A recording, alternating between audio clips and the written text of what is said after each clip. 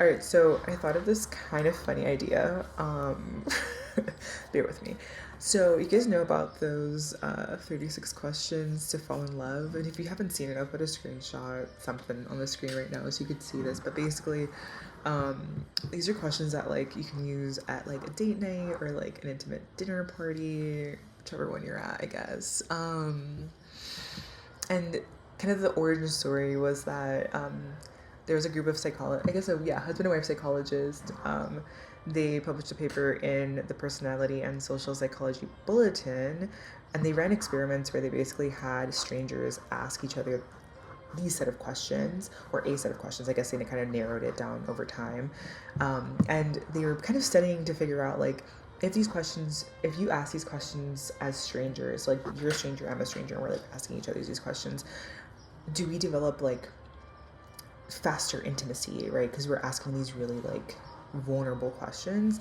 And they did, I think there are a couple folks that came out of the experiment and they actually like fell in love or like became like really good friends and things like that. So one of the things is that I'm currently single. So um, I was like, okay, I'm probably going to use these questions, with my friends, because why don't I would love to know the answers to these questions, and how they would answer these. But I was like, in the meantime, as I am just exploring myself and figuring out all the things, I was like, what if I just ask myself these questions? And if you want to answer maybe you can answer these questions too if you're on the other side of this. Like responses below. But I'll probably just make like one video a week or something. I don't know if there's gonna be a schedule or something around it, but or I'm just gonna put up the question, and then I'm gonna answer it. Um, and maybe one day I'll be asking these questions to a partner, or not, and I will be asking to my friends. So either way, they're gonna get a good use out of them. So I'm gonna start. There's 36 questions, so I'm gonna just start. Let's do from bottom to up, bottom to top. Oh no, that one I need a person for the last one. Okay, we're just gonna go from top to bottom. Cool. So the first question that is on this list is: given the choice of anyone in the world, whom would you want as a dinner guest? Which I feel like I've never answered. I feel like I've heard this question, never answered it for myself.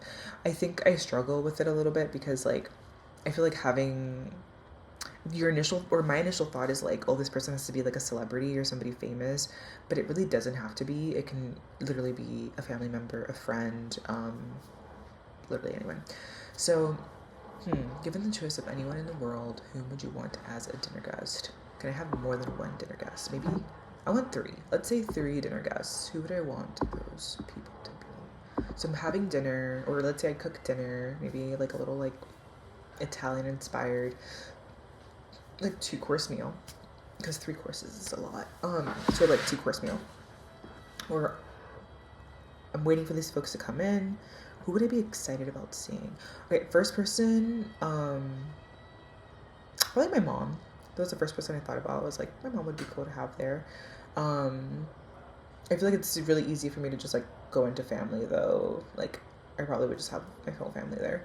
Um, so I would say my mom. I would say probably one of my grandpas, just because it'd be really cool to talk to them about um, like philosophy. Like I don't know. I feel like since I was too young, to understand life, and I'm still figuring it out. Didn't have the vocabulary to ask certain questions to my grandparents, and yeah, I'd love to have like either my grandpa, one of my grandpas, or my grandma at that dinner table, and like really understand like their perspective on life, and like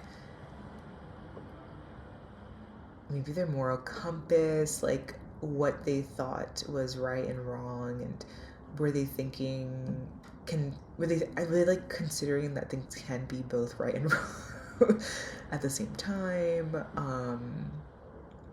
Yeah, I guess I would want to know more about their views on the world, and like views on death, and views on friendships and love and career. I think I'd want to have like a really deep conversation about about that, and maybe that like we put too much stock into the wrong things as we were growing up, and maybe there are other ways that we could be looking at life to really appreciate like every moment. So yeah, so that, I feel like I'd have to have multiple dinner parties. Like I don't think it's not gonna be just one. It's gonna be like once a week for a while until we get everybody in, because I can't answer all of my philosophical questions in one dinner. You know what I mean? Like, so we're gonna have multiple. We might switch the guests out, but I guess for the first dinner, my mom, let's say one of my grandpas, and then the third person.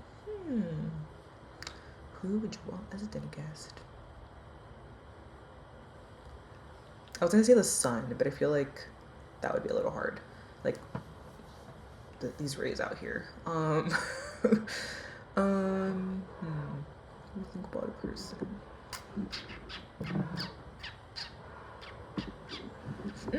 I know. I would want to have Thich Nhat Hanh. He is or was a Buddhist monk. And I've read a few books by him, and I feel like he really guided me in my journey as it relates to Buddhism. And I don't consider myself, or I guess I don't really label myself as Buddhist, but I do practice a lot of areas that are discussed in Buddhist philosophy and kind of the Buddhist like approach to life and death.